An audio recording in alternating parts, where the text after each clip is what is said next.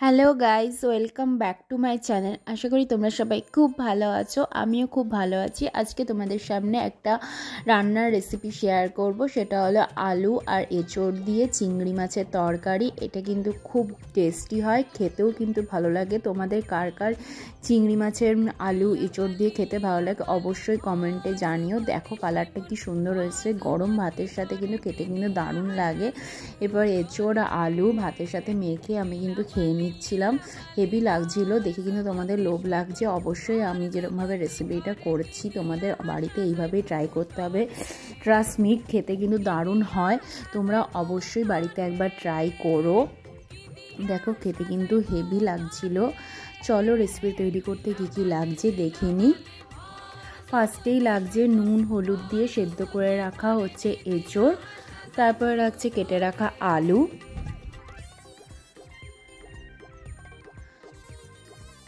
তারপরে লাগছে চিংড়ি মাছ। এখানে 250 গ্রাম চিংড়ি মাছ আছে, পেঁয়াজ কুচি পরিমাণ মতো, টমেটো কুচি, কাঁচা লঙ্কা, আদা, রসুন। প্রথমে একটা মশলা তৈরি করে নিতে হবে, তাই মিক্সির জারে দিয়ে দেবো আদা আর সামান্য একটু জল দিয়ে নিয়েছি। পরিমাণ মতো কাঁচা লঙ্কা, যে যেরকম ঝাল খায়, আর পরিমাণ মতো পেঁয়াজ,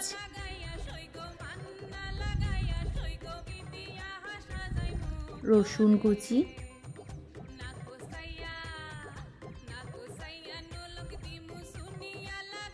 একটু পেঁয়াজ দিয়ে সামান্য পরিমাণে, নাহলে পেঁয়াজ বেশি দিচ্ছি না, ফোড়নে যেহেতু দেবো, আর নুন দিয়ে ভালো করে পেস্ট করে নেবো। তারপরে এই পেস্টটা একটা বাটিতে ঢেলে নেবো।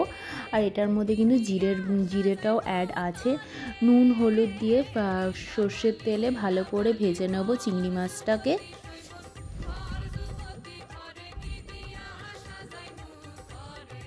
তেল আমাদের গরম হয়ে গেছে, এরপর সর্ষের তেলে ভালো করে চিংড়ি মাছটা ভেজে নেবো।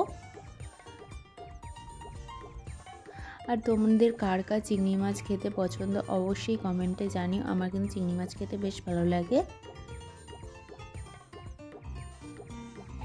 আর চিংড়ি মাছ ভাজার দেখতে কিন্তু হেভি লাগে দেখতে। দেখো তো তোমাদের কার কার এরকম ভাল লাগে দেখতে, অবশ্যই বলো আমাকে। চিংড়ি মাছটা কিন্তু বেশি ভাজবো না, মোটামুটি একটু ভেজে নিলেই কিন্তু চিংড়ি মাছটা রেডি হয়ে যাবে।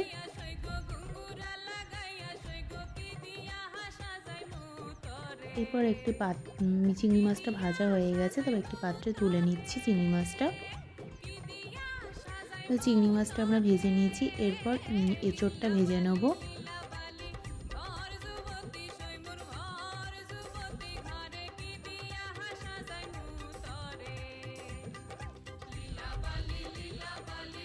এঁচোড়টা দিয়ে খুব ভালোভাবে নাড়াচাড়া করে এঁচোড়টা ভাজা হয়ে গেলে তুলে নেব। এরপর ওই তেলেই দিয়ে দেবো আলু নুন হলুদ দিয়ে ভালো করে ভেজে নেব। আলুতে যেহেতু নুন হলুদ দেওয়া ছিল না, তাই আলুতে নুন হলুদ অ্যাড করা হয়েছে।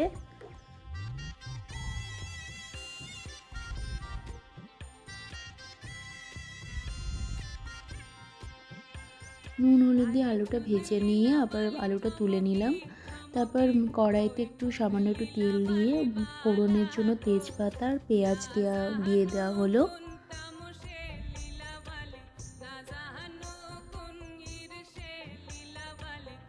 তেজপাতা আর পেঁয়াজটা খুব ভালোভাবে ভেজে নিতে হবে পেঁয়াজটা।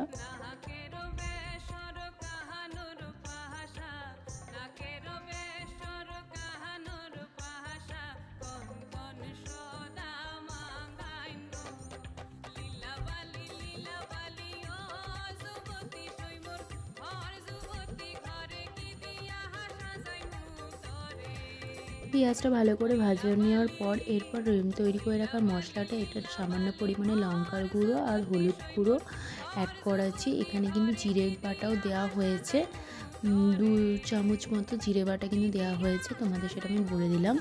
দিয়ে ভালো করে বাটি ধোয়া জল দিয়ে ভালো করে মিক্স করে নিতে হবে। আর মশলাটা খুব ভালোভাবে কিন্তু কষাতে হবে। আর সামান্য একটু চিনি দিয়ে দেওয়া হলো যাতে মশলার কালারটা যাতে ভালো আসে, তরকারি কালারটা যাতে ভালো আসে। দেখো মশলার চিনিটা দেওয়ার পর কিন্তু মশলার কালারটা কিন্তু আস্তে আস্তে চেঞ্জ হতে শুরু করবে। দেখতেই পাচ্ছ তোমরা কালারটা কতটা ভালো এসছে। আর মশলা কষানোর উপর কিন্তু তরকারির টেস্টটা কিন্তু পুরোপুরি নির্ভর করে। খুব ভালোভাবে কিন্তু কষিয়ে নিতে হবে। এরপর খুব ভালোভাবে কষে আসলে আলু, চিংড়ি মাছ আর এঁচোড় সব কিছু একসাথে দিয়ে মশলার সাথে খুব ভালোভাবে মিক্স করে নিতে হবে। এই কাজটা খুব সাবধানে তোমরা করবে। দেখো কতটা সুন্দর লাগছে দেখতে, সব কিছু মিক্স করা হচ্ছে।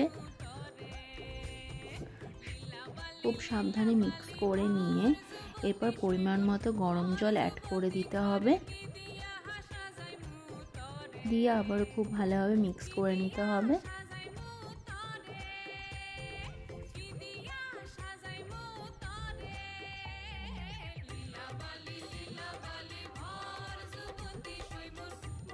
আর একটুখানি খুন্তি ধোয়া জলও অ্যাড করে দেওয়া হলো। এরপর 10 মিনিট ঢেকে রাখতে হবে। এবার ঢেকে রাখলেই তৈরি হয়ে যাবে চিংড়ি মাছ দিয়ে এঁচোড় চিংড়ি। যদি তোমাদের ভিডিওটি ভালো লেগে থাকে অবশ্যই লাইক, কমেন্ট, শেয়ার করে দিও। নেক্সট ভিডিও দেখা হচ্ছে। আজকের জন্য